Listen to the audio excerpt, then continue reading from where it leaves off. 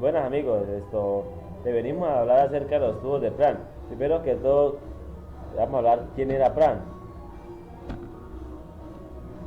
Pran, bueno, era o se llamaba Ludwig Pran y fue esto el creador sí, que creó el instrumento que unió dos tubos, el tubo de pito y el tubo de piezométrico, el cual el tubo de pito medía la presión total y el tubo piezométrico la presión estática. Entonces, ¿qué hizo el tubo de Pran? Pues midió la diferencia que había entre los dos, que es la presión dinámica. Aquí entonces la diferencia del tubo pito y el tubo pisométrico o manómetro. Entonces en la imagen 1 hablamos del tubo pisométrico de pito, que se utiliza para calcular la presión total, también denominada presión de estancamiento, presión remanente o presión de remanso. Y en la imagen 2, el tubo pisométrico o manómetro, como su nombre lo indica, es un tubo en el que estamos conectados por uno de los lados a un recipiente en el cual se muestra un fluido, como lo muestra en la imagen. Entonces el nivel del agua se eleva hasta una altura equivalente a la presión del fluido en un punto de conexión o vidrio pisométrico. Bueno, el uso del tubo de Pran pues es medir la diferencia que hay entre el tubo de pito y el tubo pisométrico, que es la presión dinámica. Bueno, entonces, ¿qué es como tal el tubo de Pran?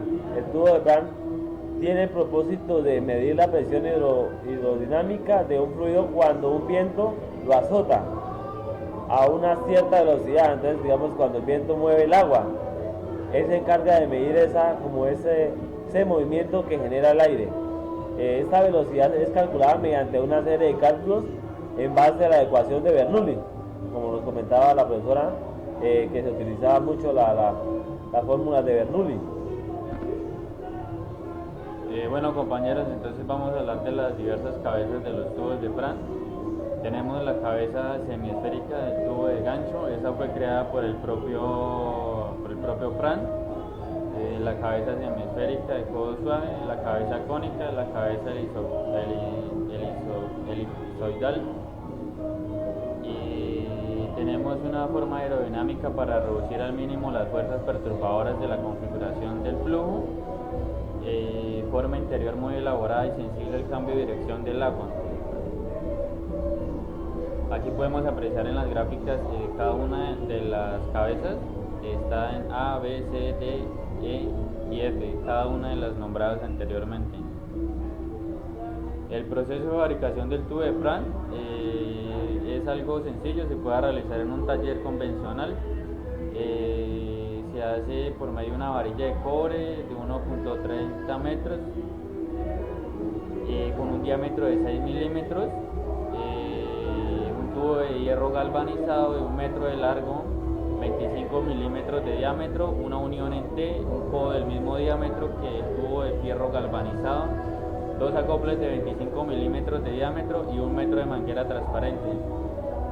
Entonces, para eso cortamos el tubo de hierro galvanizado en 3 partes de 103 milímetros y una pequeña parte de 21 milímetros, pero en cada uno le damos un poco más de longitud para hacerles una rosca. Y ahí con la longitud total hemos procedido a maquinar la rosca, 14 revoluciones que es una rosca estándar para unir el codo con el vástago. Igual procedimiento hemos hecho con la T para darle longitudes de los vástagos para luego hacer la rosca y hacer la unión respectiva para unir las partes. Una vez hechas las partes comenzamos con el tubo de cobre, para ello lo rellenamos de arena para que no se cierre a la hora de doblar el diámetro interior. Como tenía un espesor mayor, tuvimos que calentarlo con soplete para darle la forma del codo. Una vez ya introducido el codo, empezamos a ensamblar todos los vástagos según el plano. En 2 vástagos hacemos roscas para la parte interna para los acoples y procedemos a unir como se observa en la gráfica. Por último sellamos la parte de la punta para que no haya nada que el tubo de cobre y el tubo galvanizado.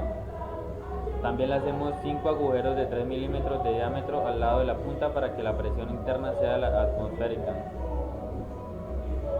Y básicamente eso era lo que les íbamos a hablar del tubo de Pran.